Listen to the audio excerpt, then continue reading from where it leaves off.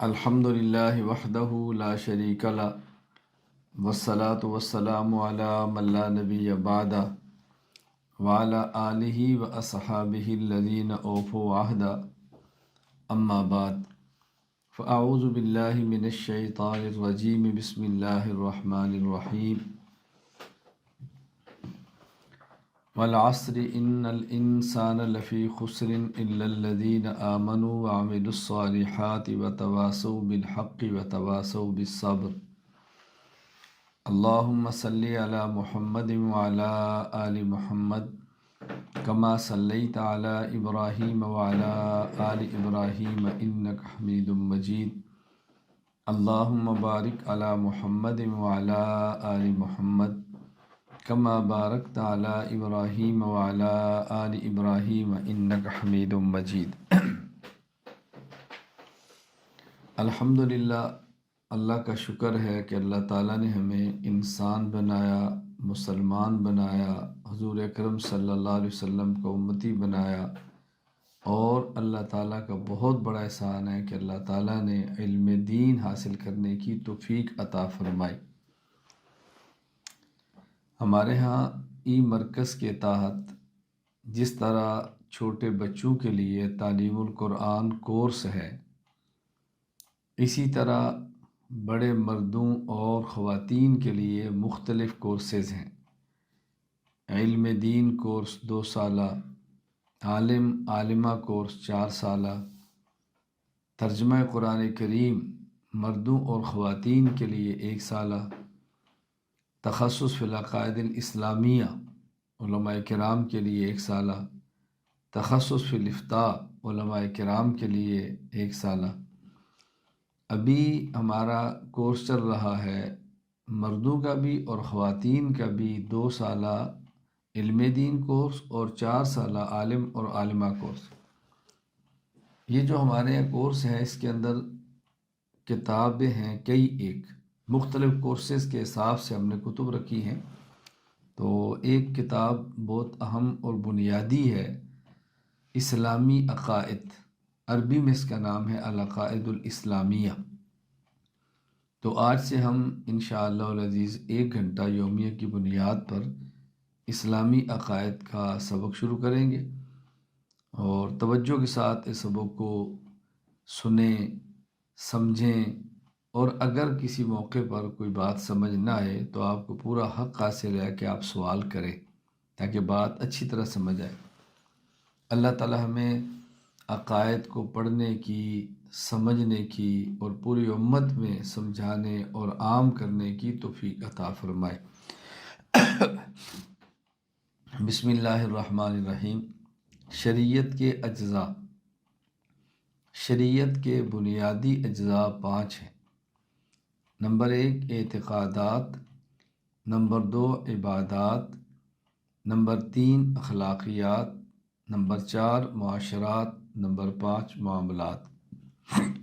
اعتقادات کا معنی ہے عقائد، عبادات کا معنی ہے اعمال، اخلاقیات کا معنی ہے اخلاق، معاشرات کا معنی ہے باہمی رہن سہن، اور معاملات کا معنی ہے باہمی آپس کے لین دین کے تعلقات۔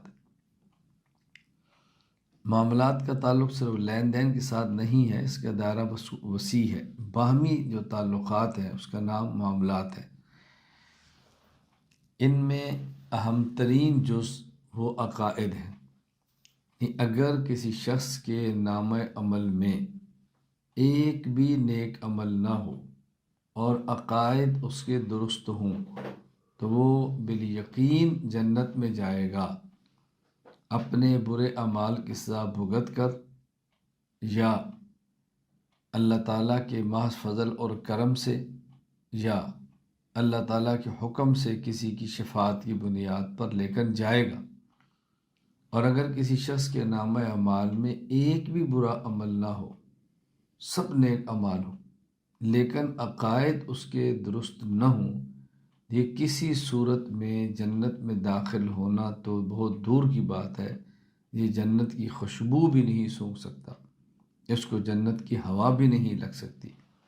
اس سے اندازہ فرمائیں کہ عقائد کا اہم ہونا کتنا ضروری ہے۔ اسلام ایک عمارت ہے، اسلام ایک مکان ہے، اسلام ایک تعمیر ہے جس کے مختلف کمرے ہیں، اور اس کی بنیاد زمین و عقائد ہے۔ اگر زمین نہ ہو، بنیاد نہ ہو، تو اس کے اوپر کمرے مکان کے نہیں بن سکتے۔ اسی طرح اگر عقائد نہ ہوں، یعنی درست عقائد نہ ہوں، تو اس پر اسلامی عمارت اور تعمیر کو کھڑا نہیں کیا جا سکتا۔ اس سے آپ اندازہ فرمائیں کہ عقائد کتنے اہم ہیں۔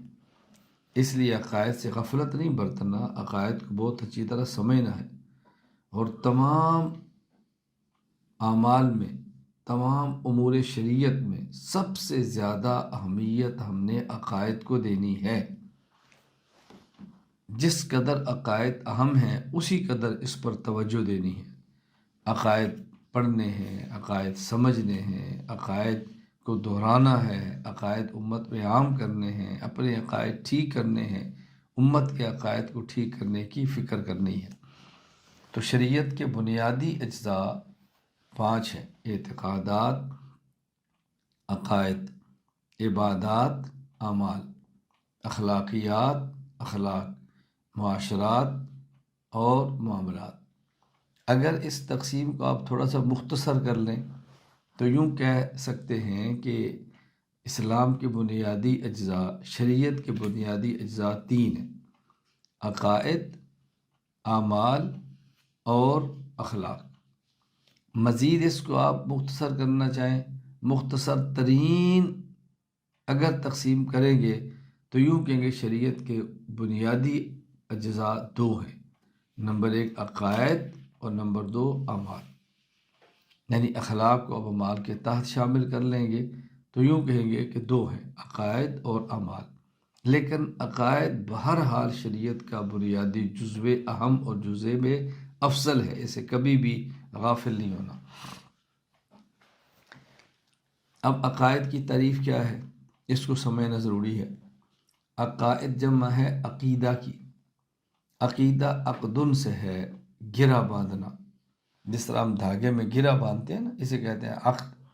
جس طرح ایک مرد اور عورت کا نکاح ہوتا ہے تو اسے کہتے ہیں عقد نکاح، یعنی گرہ بندھ گئی ہے، ان کا تعلق بہت پختہ ہو گیا ہے، بہت پختہ تعلق ہو گیا ہے۔ آپ اندازہ فرمائیں کہ انسانی رشتوں میں خاوند اور بیوی کا ایسا رشتہ ہے، ایسا پاکیزہ، ایسا مقدس، اتنا اہم رشتہ ہے کہ انسانی تاریخ میں سب سے پہلا انسان کا انسان سے جو تعلق بنا ہے وہ خاوند اور بیوی کا بنا ہے۔ اندازہ کریں کتنا اہم رشتہ ہوگا۔ خیر، عقائد جمع ہے عقیدہ کی۔ عقیدہ عقدن سے، جس کا معنی ہوتا ہے گرہ باندھنا۔ اس کا مطلب یہ ہوتا ہے کہ ایسا نظریہ جس کی بنیاد پر اللہ تعالیٰ راضی ہوں اور جنت کا فیصلہ ہو، یا ایسا نظریہ کہ جس کی بنیاد پر اللہ تعالیٰ ناراض ہوں اور بندے کے لیے جہنم کا فیصلہ ہو جائے، اس نظریہ کا نام ہے عقیدہ۔ اس کا مطلب اگر نظریہ ٹھیک ہے تو اللہ راضی ہوں گے اور جنت ملے گی، اور اگر نظریہ باطل ہے اللہ ناراض ہوں گے اور بندے کو جہنم ملے گی۔ تو وہ عقیدہ جس پر اللہ راضی ہوں یہ عقیدہ صحیحہ ہے، اور وہ عقیدہ جس پر اللہ ناراض ہوں یہ عقیدہ باطلہ، عقیدہ فاسدہ ہے۔ اللہ ہمیں بات سمجھنے کی توفیق عطا فرمائے۔ صحیح عقائد کو اسلامی عقائد کہتے ہیں، صحیح عقائد کو اسلامی عقائد کہتے ہیں، کیونکہ ہمارا عنوان اسلامی عقائد ہے، ہماری کتاب کا نام اسلامی عقائد ہے، تو یہ سمجھنا ضروری ہے کہ اسلامی عقائد کا مطلب کیا ہے۔ یعنی صحیح عقائد کو اسلامی عقائد کہتے ہیں، اور جو عقائد صحیح نہیں کبھی ان کو کفری عقائد کہیں گے اور کبھی ان کو بدعی عقائد کہیں گے۔ یعنی بعض عقائد ایسے ہیں کہ جن کی بنیاد پہ اسلام اور کفر کا فیصلہ ہوتا ہے، اور بعض عقائد ایسے ہیں کہ جن کی بنیاد پہ اسلام اور کفر کا فیصلہ نہیں بلکہ سنت اور بدعت کا فیصلہ ہوتا ہے۔ تو وہ عقائد جو دلیل قطعی سے ثابت ہیں اس کے انکار کرنے سے بندہ دائرہ اسلام سے خارج ہو جاتا ہے، اور وہ عقائد جو دلیل ظنی سے ثابت ہیں ان کے انکار سے بندہ دائرہ اہل سنت والجماعت سے خارج ہوتا ہے، لیکن کافر نہیں ہوتا۔ اس کی مکمل تفسیر میری کتاب اصول عقائد کے اندر موجود ہے، اور میں نے اصول عقائد سبکن پڑھائی ہے۔